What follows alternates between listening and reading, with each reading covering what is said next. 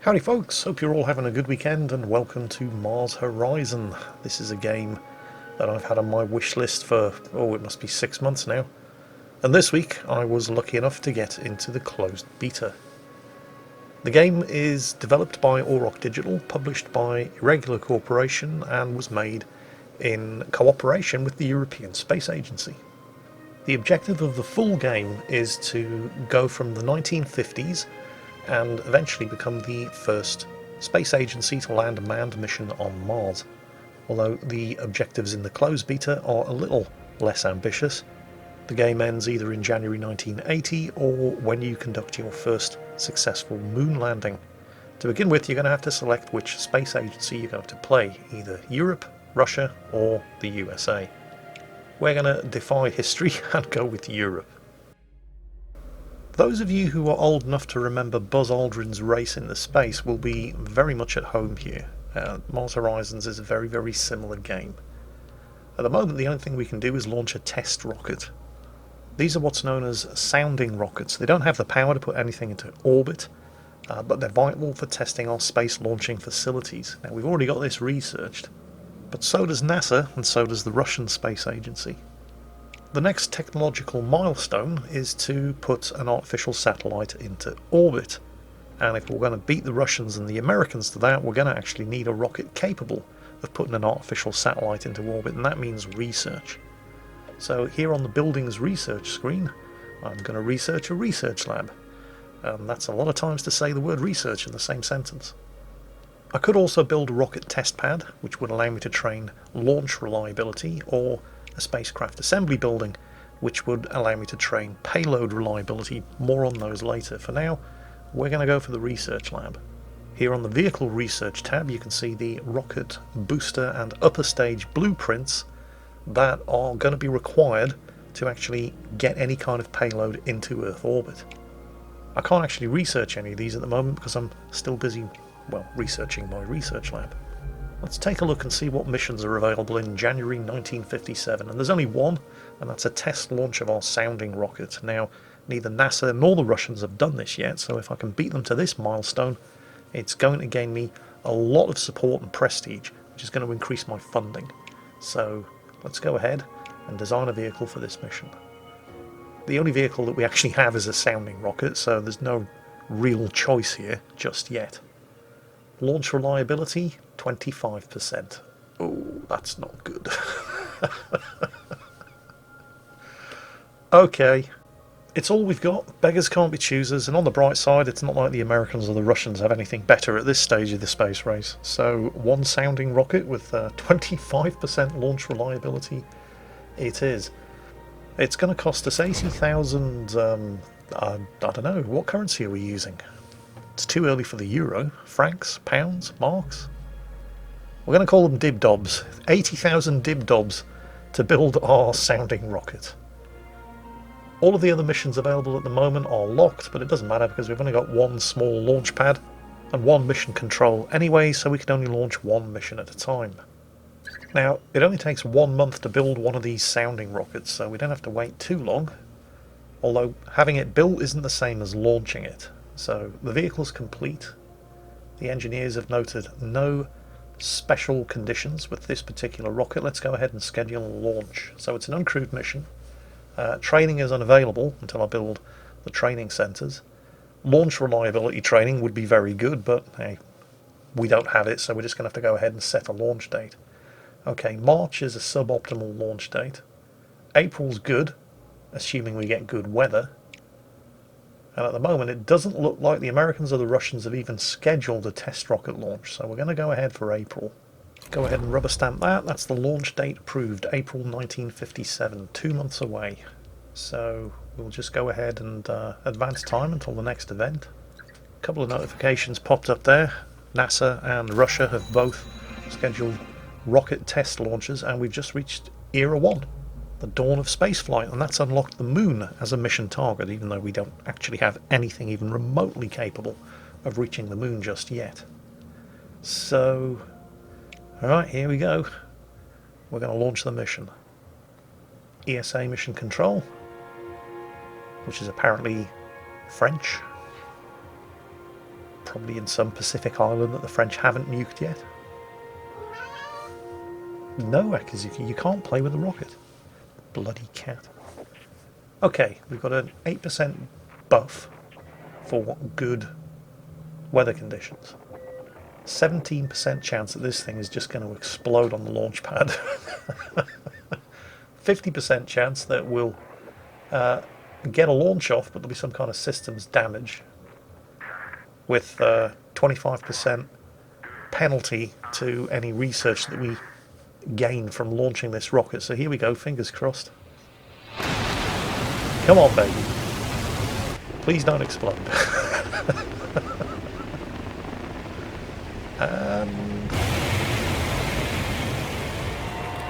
Oh, I hear clapping and cheering. I think that's a successful launch. I don't know if we got away scot-free. It was a successful launch. 25% chance of a nominal launch. So, awesome. Now, you'll note that the sounding rocket is now 40% reliable. That's as a result of conducting a successful launch. We've learned what works, and we were the first people to conduct a test launch. So that's all kinds of support earned for the European Space Agency, which is going to help increase our funding. Now, the research was complete. We can now build a research lab, although we don't have an awful lot of space. It's going to cost us 100,000 dib-dobs, and it's going to take 3 months to build, but on completion I'll be earning an extra 10 research every month, and at the moment there only really seems to be one place I can put it. So yeah, there's a lot of clearing of ground here that I'm going to have to do in order to expand the spaceport, and that's going to get really expensive. But at the moment I've got nothing else unlocked that I can actually build, so that's a problem for the future.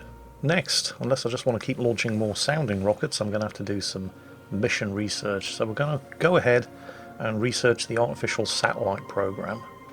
Then I'm going to advance time until the next event, which is artificial satellite research complete. But that is just the first step. I'm going to need an actual payload, the satellite itself, and a rocket capable of putting it into orbit. And not all of the rockets are the same. Jupiter has 70% base reliability, but only gains 1% reliability on each successful launch. Emerald, although it only has 60% base reliability, gains 6% reliability on each successful launch. So if I stick with it long enough, it will become a more reliable rocket than Jupiter, and it's cheaper. Booster research complete. I'm going to need an upper stage though. What to go for next? Let's have a look at... yeah. I'm actually going to need a satellite to put in the rocket, otherwise I'm wasting my time. One thing that I can do to help with launch reliability is build a rocket test pad. This is going to unlock a training mission for launch reliability. And when I actually come to schedule a mission, you'll see exactly how that helps. So the rocket test pad research was complete after 1 month. Let's go back to the base building screen. Hopefully this is going to be small enough that I can actually fit it into the available space. It's going to cost me 100 dib-dobs. Well, I wish it was going to cost me 100 dib-dobs. It's going to cost me 100,000 dib-dobs, but there is a space available for it. So while I'm waiting for various different research projects to complete, a request came in for me to conduct an atmospheric sampling test launch, and for that I only need a sounding rocket. So we're going to see now the benefit of having built that rocket test pad. I've got the option to conduct 2 different types of training here, either science, because I have a research lab, or launch reliability training. And every month that I delay the launch gets me an extra 3% launch reliability. So I'm going to go ahead and delay this launch for 1 month to January 1958, which should get me an extra 6% launch reliability. Considering that the sounding rocket only has a base reliability of 40%, every little helps. Here's my budget review. So I've gained 13 support since the previous budget, so they're giving me a pay rise. Awesome, 75,000 dib-dobs per month. It's now January 1958, and the sounding rocket is ready to launch for the atmospheric sampling mission. Fingers crossed. It's amazing how dangerous things were back in the early days of the space race. The fact that so many launches, well, a lot of launches didn't go off successfully. And the amount of bugs that they had, excellent conditions, 10%, so I've got 56% chance of this mission being successful, and only an 11% chance that the whole thing is just going to blow up on the launch pad. Here we go, fingers crossed. Okay, we have liftoff. Everything's looking good. Come on, baby, don't explode. Don't explode. Yeah, we're good. That's another successful mission. Awesome. Sounding rocket is now level 2 with a 55% base reliability. Each consecutive launch with the same rocket system increases the reliability of that rocket system. I think it's time. Let's have a quick look. I could build another mission control which would allow me to launch 2 missions at the same time, but I'd have to build another launch pad. I've got the upper stage and the booster ready for the satellite.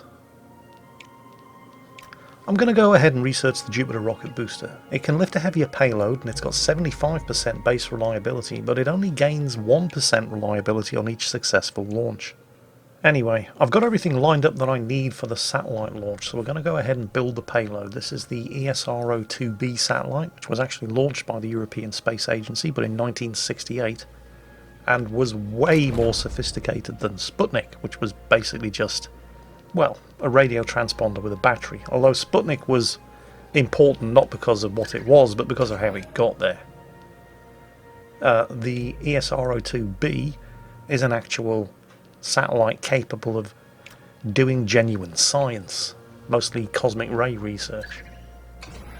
Okay, the Jupiter research is complete.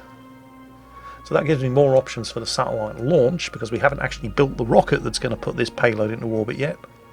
And there's the payload. It's complete. Oh, we're going to get plus 25% science reward from launching it, but minus 10% launch reliability. Bollocks.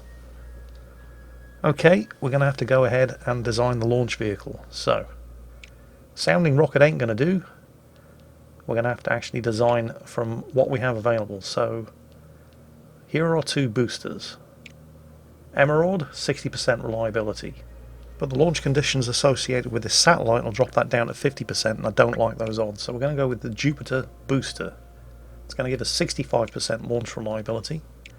And the Jupiter upper stage, 70% base reliability, overall reliability 63%. So yeah, it's more expensive, but it's safer.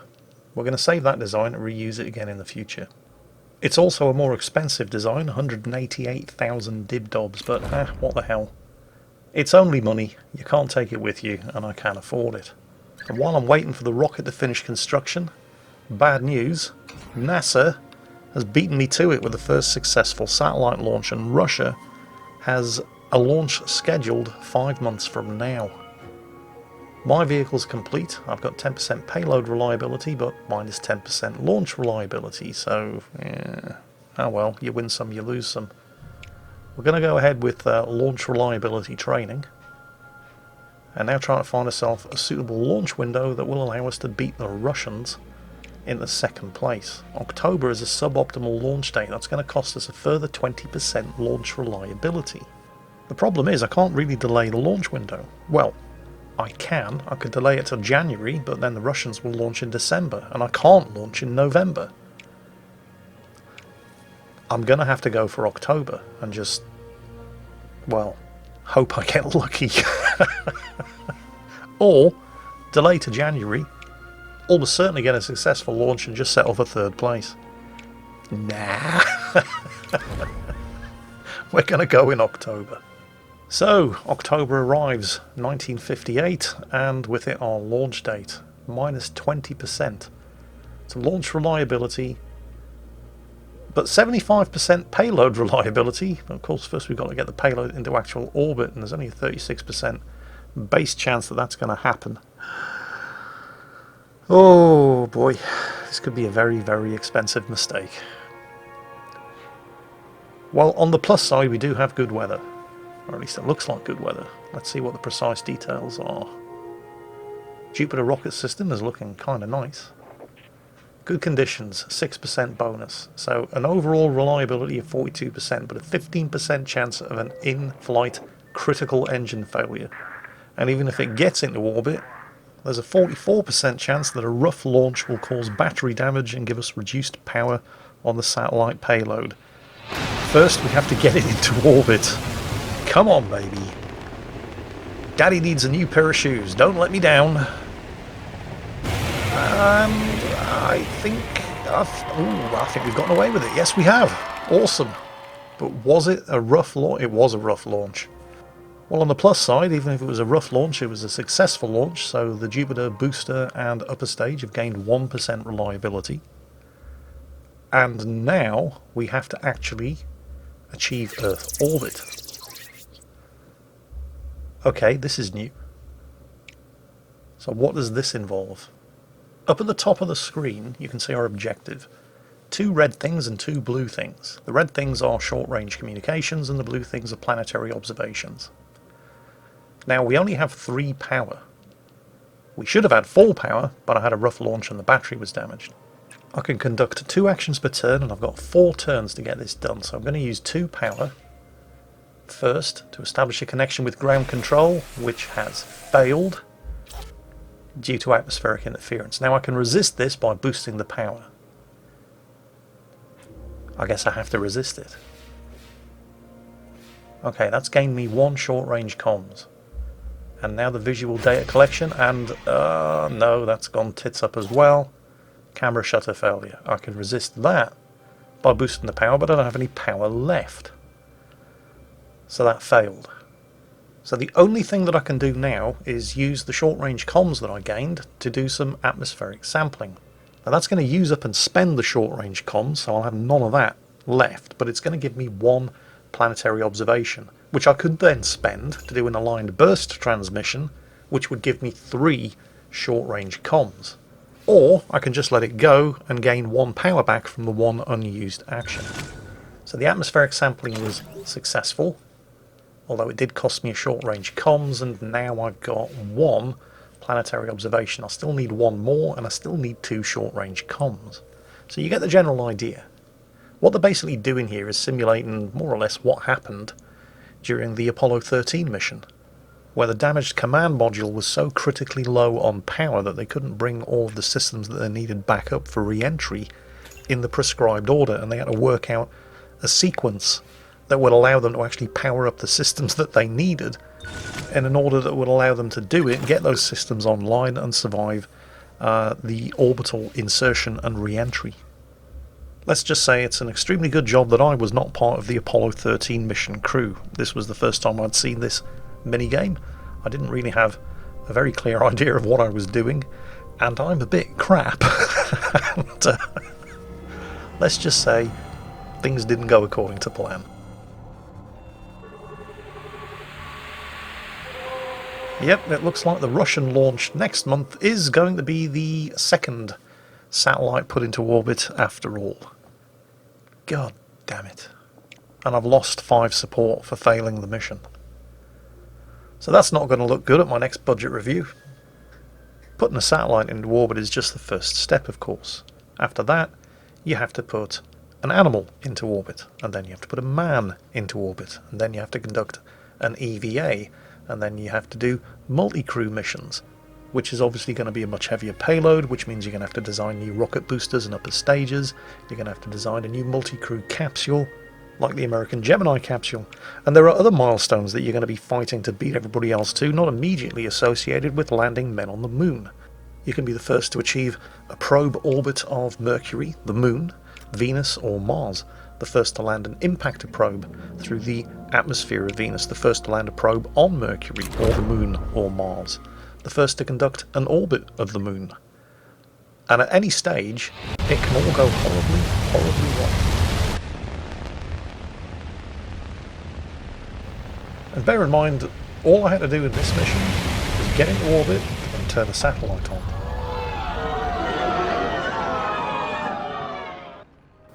The more ambitious the mission, the more chances that things are going to go bad. You have to have a successful launch.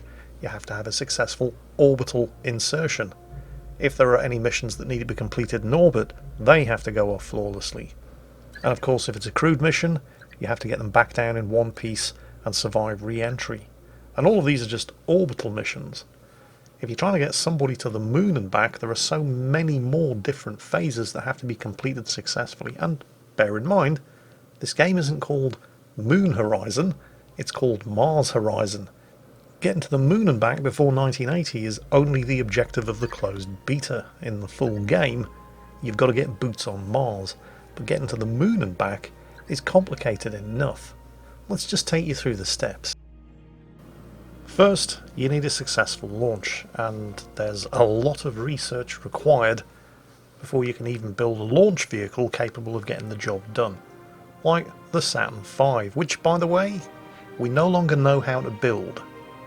It may be hard to believe, but the engineering that went into building these rockets has been lost. Yes, really.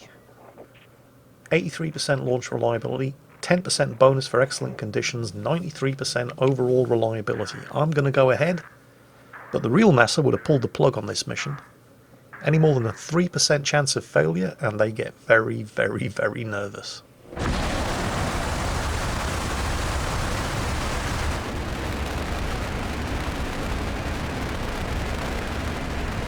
Looking good so far. There's only a 2% chance of a critical, catastrophic engine failure. But I could still have a rough launch and have systems damage, but well, the launch at least is successful. And in fact, it was a very good launch. But now I have to perform a trans-lunar injection burn, so that means it's minigame time. And to achieve that trans-lunar injection burn, I have to collect 10 red things, 10 purple things, and make sure that the capsule's thrust stays at 9 or higher. I've got 4 turns in which to do this. I can perform 3 actions per turn, but at the end of every turn, thrust decays by 1. It's tricky, but if you do it successfully, you're on the way to the moon. And when you get there, you have to get into lunar orbit without killing everybody. And if you get that right, you then have to decouple the command module from the landing module and get the landing module down onto the moon's surface without killing everybody. Get this much right and, well, congratulations are definitely in order. You've managed to successfully put boots on the moon. That's not an easy thing to do. But don't get too carried away because, well, we're only actually halfway there. Getting men on the moon is one thing, and it's not something that should be underestimated. It took the combined resources and will of the richest nation in the world to get this done, and they managed to do it 5 years earlier than I did. But we're here now. Unfortunately, as we all know, the moon is made out of cheese, and since my lead astronaut is French, I might have problems persuading him to come back. But I didn't get to control 80% of the world's salt production by taking shit from no Frenchman, so back he goes. Well, assuming I managed to dock with a command module without killing everybody. But let's say we get that right. And, well, you wouldn't be watching this far if I hadn't. What next? Well, we're in lunar orbit. We want to be in Earth orbit, so now we have to do yet another orbital insertion burn. And once that's complete, and frankly I've lost count of the number of stages involved here, we have to survive re-entry. And if all of that goes according to plan, it's back home in time for tea and medals. Congratulations, the European Space Agency successfully landed men on the moon and got them back in one piece in 1974, only a year after the Russians, with America trailing in 3rd place. Not quite sure how that worked out, but hey, I'll take it. Americans, you think you could do better? Well, I know you did do better, substantially better, 5 years earlier than this. But if you think you could do better in-game, well, there are no more applications being taken for the closed beta. But the open beta can't be too far away, so get yourself onto Steam and get this thing wishlisted. I really have enjoyed this game a lot. It reminds me so much of the extremely old Commodore Amiga game Buzz Aldrin's Race into Space, and that's no bad thing because that game really was fantastic.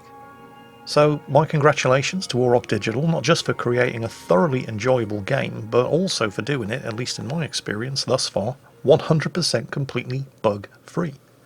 And also, don't forget, this isn't called Moon Horizon, this is Mars Horizon. So, you know, great, I've gotten to the moon and back, but that's probably only 50% or less of what the final game is going to offer. So I've enjoyed this much, I'm very much looking forward to the rest, and I hope you guys have been entertained by my journey thus far. That's it for today, I hope you've enjoyed it.